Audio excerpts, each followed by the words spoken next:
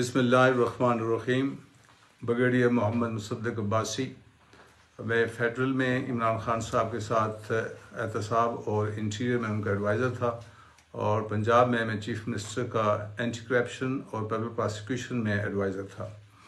मैं कुरान के ऊपर हल्फिया बयान देता हूँ कि इस तमाम दौरानिए में जो मैंने खान साहब के साथ काम किया, उन्होंने कभी भी मुझे या मेरे सामने किसी भी पार्टी लीडर को या पार्टी वर्कर को हुकूमत के ख़िलाफ़ या कानून के ख़िलाफ़ किसी तरह की कोई भी कार्रवाई करने पे कभी नहीं उकसाया, बल्कि इंदिया तक भी नहीं दिया।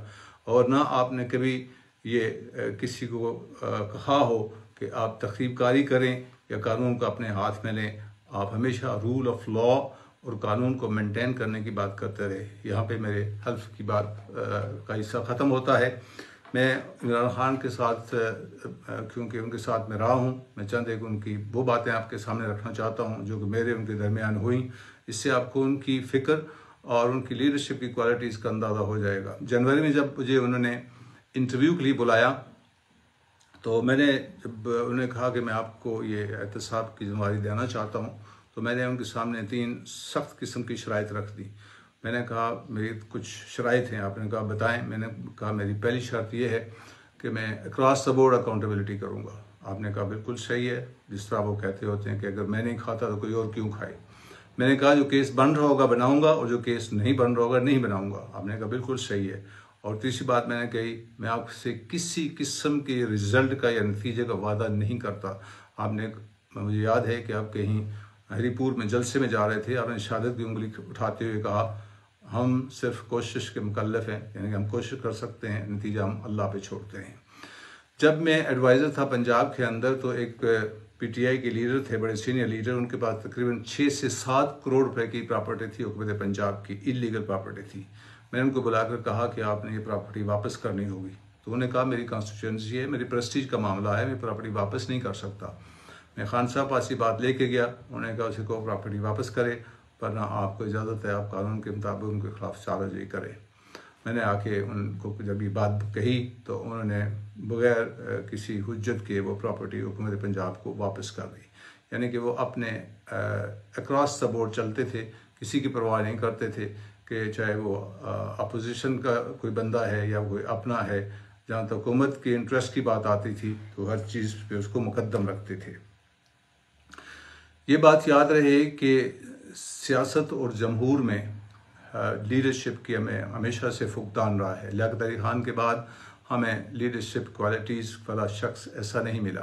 खान साहब के अंदर जो क्वालिटीज़ हैं जो मैंने देखी हैं, सबसे बड़ी क्वालिटी ये है कि वो इंतहाई इंटेलिजेंट है। दूसरी बात यह है कि एक्सट्रीमली हार्ड वर्किंग है। और तीसरी बात यह है कि उन्होंने कल्ब और ज़बान का ये एक जो बालिश्त का फासला है ये तय कर रखा है। वो जो दिल में होता है वही ज़बान पे कहते हैं, और ज़बान पे वही होता है जो उनके दिल में होता है। चौथी बात यह है कि वो हमेशा जिस शख्स पे भी ट्रस्ट करते हैं 100% भरोसा करते हैं, और कहते होते हैं कि इसको ट्रस्ट वर्दी करने के लिए आपको 100% उस पर ट्रस्ट करना होता है। लेकिन जब वो ब्रीच ऑफ ट्रस्ट करता है, भरोसे को अगर धचका लगता है, तो फिर खान साहब उसको दरवाजे के रास्ते बाहर नहीं निकालते, बल्कि खिड़की के रास्ते बाहर जाता है, फिर उसका नाम तक भूल जाते हैं। इसलिए अक्सर लोग कहते हैं कि खान साहब ने लोगों को बहुत ज़्यादा इस्तेमाल किया। ऐसा नहीं है, बल्कि खान साहब के भरोसे को लोगों ने जो है वो हमेशा एतमाद नहीं दिया, जिसकी वजह से वो नुकसान में रहे। मेरी उम्र इस वक्त 70 साल है, और 1971 को मैंने इन भीगी आंखों के साथ देखा है। हमने उस वक्त भी जमहूर की कदर नहीं की। एक जो पॉपुलर लीडर था उसको हमने जेल में रखा हुआ था, और हमने उसकी पार्टीज ने 165 से ज़्यादा सीटें ले रखी थी, उसके हवाले हुकूमत नहीं की। हमने उसकी पार्टी को डिसमेंटल करना शुरू किया मार्च 1971 में, और दिसंबर में पाकिस्तान डिसमेंटल हो गया। आज भी आप देखें तो हालत वही है। एक पॉपुलर लीडर जिसकी वफाक के तमाम इकाइयों में निचले दर्जे तक पजीराई है, और वो मेजॉरिटी का लीडर है, वो जेल के अंदर है, उसकी पार्टी को डिसमेंटल किया जा रहा है। जमहूर के अंदर ये जमहूर की जो है इंतखाब करने की जो है दस्तूर के अंदर प्रोविज़न है, और जमहूर को ये हक़ पहुँचता है कि वो अपने किस लीडर को सामने लेके आते हैं।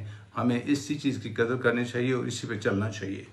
आखिरी बात जो मैं अर्ज़ करना चाहता हूँ कि अल्लाह पाक ने कुरान के अंदर सूरह आल इमरान की आयत नंबर 64 में एक फार्मूला दे रखा है कि आपस में ग्रुप, आपस में कौमें, आपस में मुल्क कैसे इंटरेक्ट करना चाहिए उनको। जिस तरह आपको फरमाया गया कि अहले किताब से कह दीजिए कि let's come on the common ground. वो कॉमन ग्राउंड क्या है कि अल्लाह की इबादत करें, उसके साथ किसी को शरीक न ठहराएं और उसी को हम कारसाज मानें। हमारे पास कॉमन ग्राउंड क्या है? हमारे पास कॉमन ग्राउंड वो सोशल कॉन्ट्रैक्ट है जिसे हम कॉन्स्टिट्यूशन कहते हैं। वो हमारा कॉमन ग्राउंड है। उस पर तमाम इंस्टीट्यूशंस, तमाम लोगों को उस पर चलना चाहिए। दूसरी हमारी कॉमन ग्राउंड आर्टिकल 2A है, जिसमें हम मकासद पाकिस्तान को आगे लेके चलना होगा। और वो क्या है? पाकिस्तान का मतलब क्या? ला इलाहा इल्लल्लाह, तेरा मेरा रिश्ता क्या? ला इलाहा इल्लल्लाह। इस पे 24 करोड़ अवाम मुत्तफिक हैं कि यही पाकिस्तान का मकसद है। हमने इस पे पाकिस्तान को लेके आना चाहिए और कॉन्स्टिट्यूशन पाकिस्तान हमारा सोशल कॉन्ट्रैक्ट है, उस पर हमें चलना चाहिए। पाकिस्तान को अब किसी नैरो चैनल पे डालने की कोशिश करके, बेशक उसके ऊपर बड़े से बड़े स्टार्टर को बिठा दें, तो नैरो चैनल याद रखिए टेल एंड तक पानी को नहीं पहुँचा सकता। इस सोच को आपको वाइड करना पड़ेगा। पाकिस्तान एक एटमी मुल्क है, इसके 24 करोड़ अवाम हैं, तभी हम किसी कॉमन ग्राउंड पे आके इस मुल्क को आगे लेके जा सकते हैं। Thank you very much. अस्सलाम वालेकुम रहमतुल्लाहि व बरकातुहू।